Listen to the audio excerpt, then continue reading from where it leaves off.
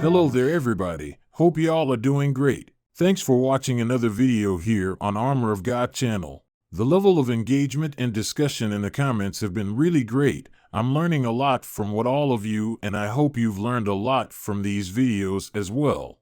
Now there are probably some of you who might not know this about angels, so I thought it's good to share what Father Carlos Martin said about them here with all of you. Before I go on with the video, I'd just like to keep on repeating this message over and over again. There is a furious, fierce, and ferocious battle raging in the realm of the spirit between the forces of God and the forces of evil. Warfare happens every day, all the time. Whether you believe it or not, you are in a battlefield. You are in warfare.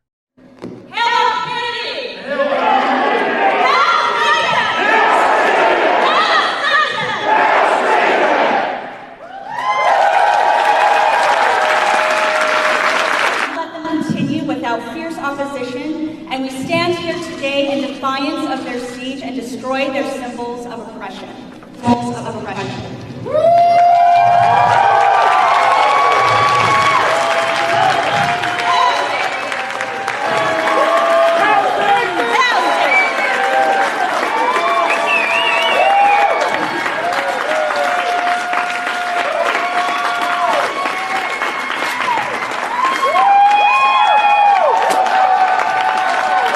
As always, I've provided the link to the full live stream in the description box, so feel free to click on the link to watch the full video. Anyway, to begin with, the devil as we know it is a fallen angel, and the same is true with all of the demons. But at the end of the day, an angel really is a being, a spirit that has no body. Each angel is a person, but it is a person without a body, and so there is no physical limitations upon them. But what does this mean?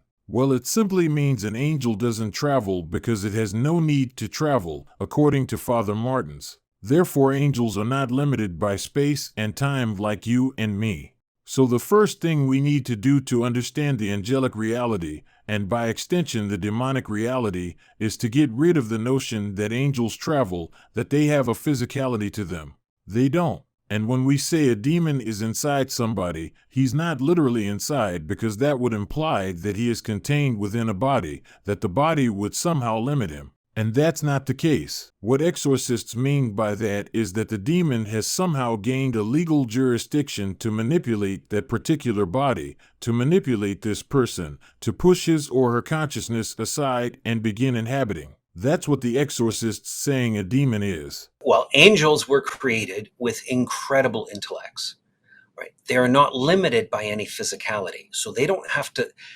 learn the way that we learn. They learn, all the knowledge they have is gained through intuition. So we have to reason things out, right? We'll take two pieces of information, and if they are connected, we can deduce using syllogistic thinking, using reasoning, we can derive a conclusion. They don't have to engage in that process. Whatever they have, whatever information they possess, or whatever information that we normally would need to calculate, they have instantly at their disposal. So when we look at a clear blue sky in the summer, we see immediately the sky is blue. We don't have to reason that it's blue. It's immediate to us. Angels have all of their knowledge in this manner. So they don't have to for us to determine the 1,000th digit of pi, right? The relationship of a circle, of the diameter of a circle to its circumference. We have to calculate that. An angel knows that instantly. Right? It's not even the fact that he calculates it. He doesn't have to calculate it. He knows it immediately. Right? This is the power of an angelic intellect. An angelic intellect has a perfect memory. So everything about you in your life, the angels witness. Anything that is observable, anything external, they know that. They know about you. They've spent your whole life studying you. So they have phenomenal information about you. And this is why they can exercise a temptation that's going to hit you right in between the eyes. Right? They're able to produce something that is maximally attractive to you based on your own makeup and your own composition. So all of this, angels function in this manner, demons function in this manner. According to Father Carlos Martins, when a demon is present in somebody, however, he has made himself subject at some level to the world of physicality.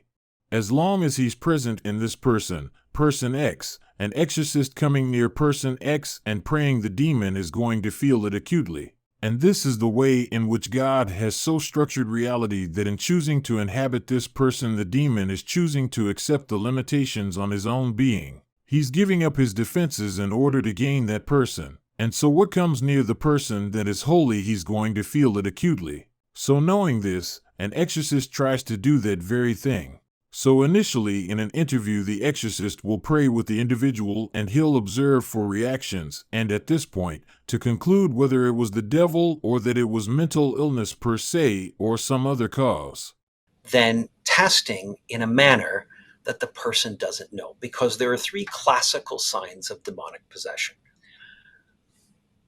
Knowledge of unknown languages, so languages a person has never been taught. And so I don't mean one or two words or a few phrases.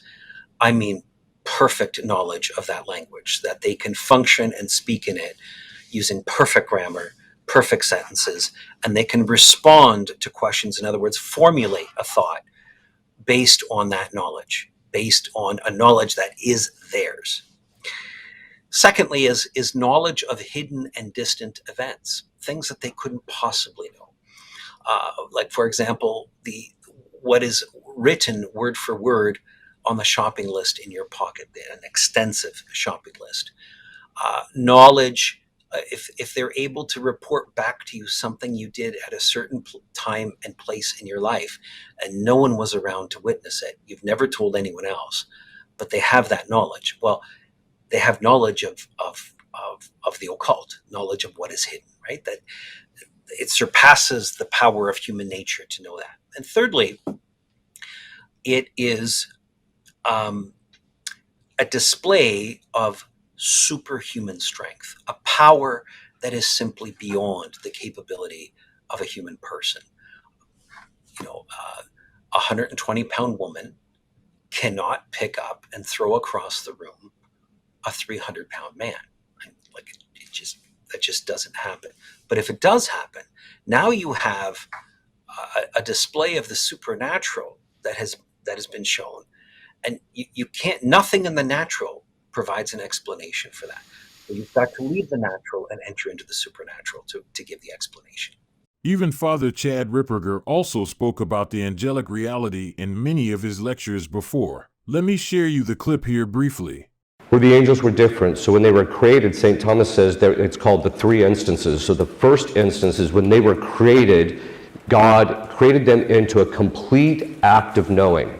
Now, when we say complete, it means complete. It meant they knew who God was, who they were, what their nature was, what their assigned task was, what their relationship was in relation to all the other angels, what would happen if they did not accept their task, what would happen if they were faithful, that they would have the beatific vision.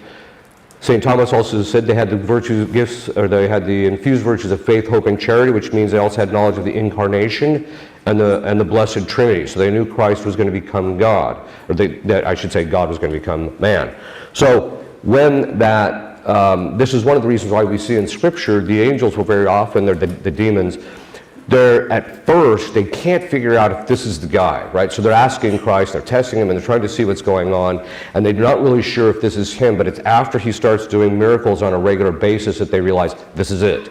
It has to be him, because only man who become God, this could explain this kind of a thing, right? Well, that is all for this time. Again, thanks so much everybody for taking the time to watch and listen. Thank you so much, and God bless you.